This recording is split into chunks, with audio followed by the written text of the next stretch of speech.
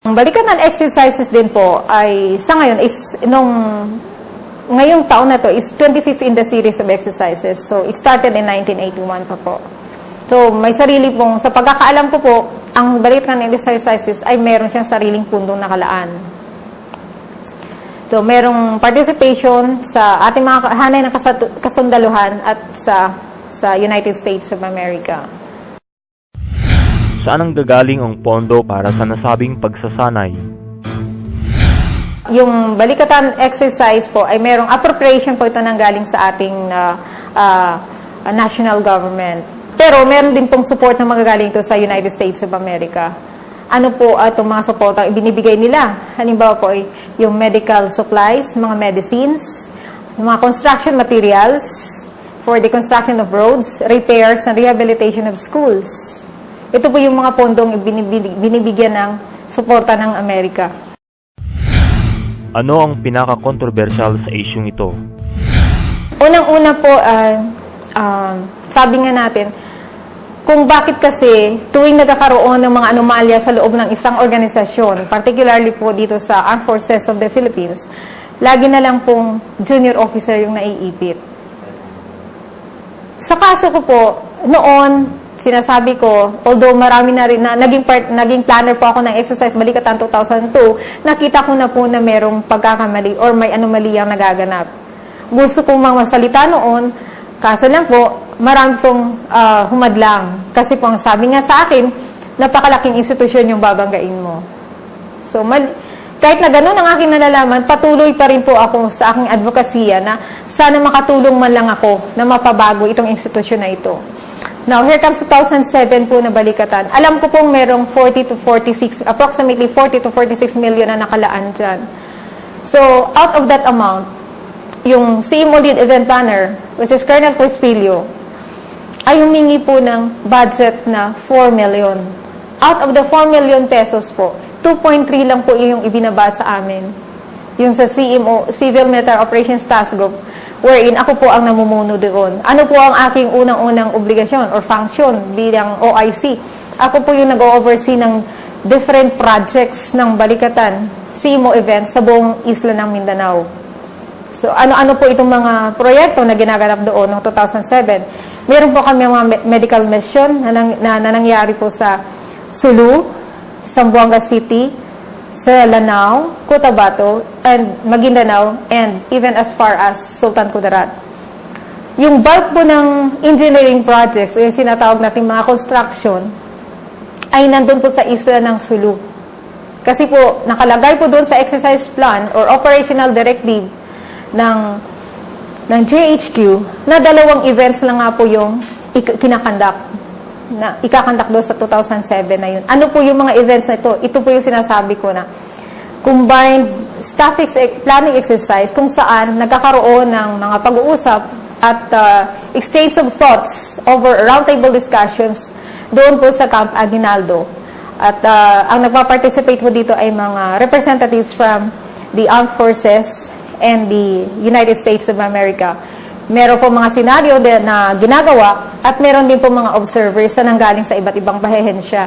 Ang pangalawa po sa main event po ng Balikatan 2007 ay ito pong sinasabing Humanitarian Civic Assistance Project, which is, sabi nila, in support to the strategic CMO objectives of the national government or yung Republic of the Philippines. But of the 4 million, balik po ako doon sa pondo, of the 46 million po, 46 million, approximately 46 million na budget for the entire Balikatan. 4 million po yung sa CMO event. Event lang po yung dapat doon sa amin. But 2.3 lang po yung bumaba. Yung pera po na yun ay dineliver po ni Colonel Crispillo into separate occasions. Hindi ko po nakita yung pera. Ang pera pa ay diniretso doon sa fund custodian dahil hindi naman po ako ang fund custodian. Ako po ay OIC at hindi naman po ako banded na officer na hahawak ng pera. Pero yung pera na yon ay i-release doon in the middle of the exercise. So, ibig sabihin po, nagsimula ng mag-deploy ng tropa hanggang doon sa 25th day of February, wala pong pera dyan. Kung matatandaan niyo po, yung balikat ng 2007 ay nagkaroon ng issue na hindi sana siya matutuloy noong December 2006 because of the Smith issue.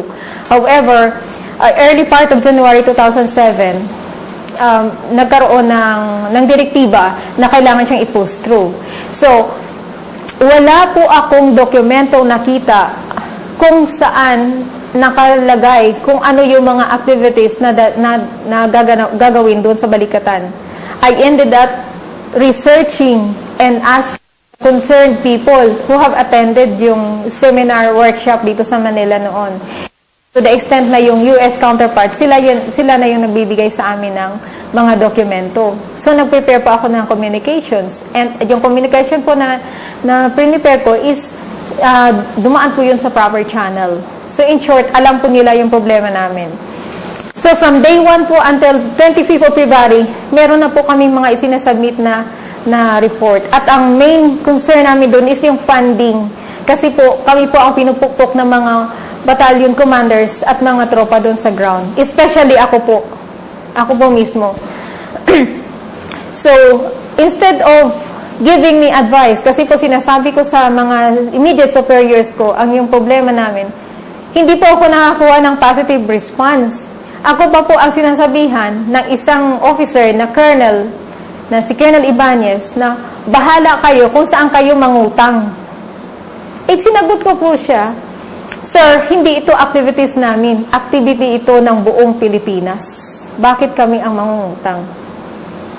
So, lahat ng mga problema na yon ay sinabi ko sa aking immediate OIC, which is Colonel Abid, who then called up the Camp Aguinaldo, the people at Camp Aguinaldo, para sabihin yung mga problem, aside from the report na ginagawa namin, na sinasabi namin doon na kailangan yung pondo. So, in short, we were advised, or hindi lang advised, directed to source out funds. Kami pa rin ang nangungutang.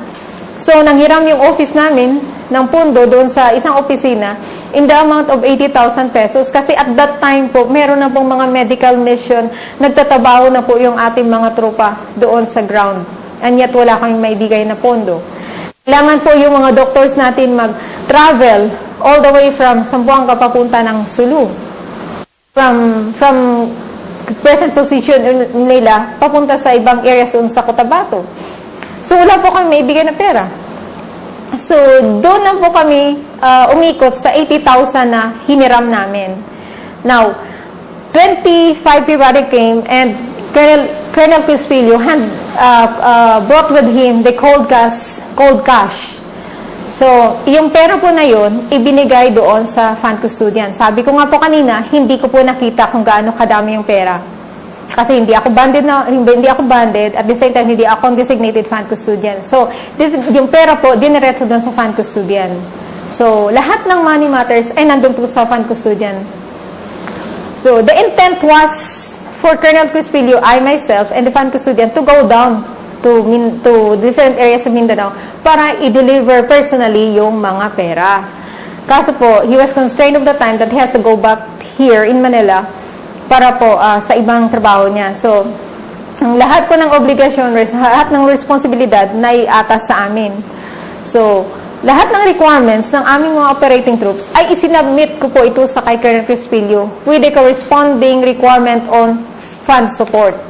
So, yung fund support na po na yun ay ibinigay, inirelease doon sa mga battalion commanders. Ibinili ng mga gamit na doon sa CMOTG at mga ACPs namin. Bumili kami ng mga computers, yung mga cameras, at saka yung cell cards, of course, kasi communications is very difficult at that time, especially buong area po ng Mindanao yung kino-cover ko. So, the money was delivered. The first cold cash was delivered on 25th February.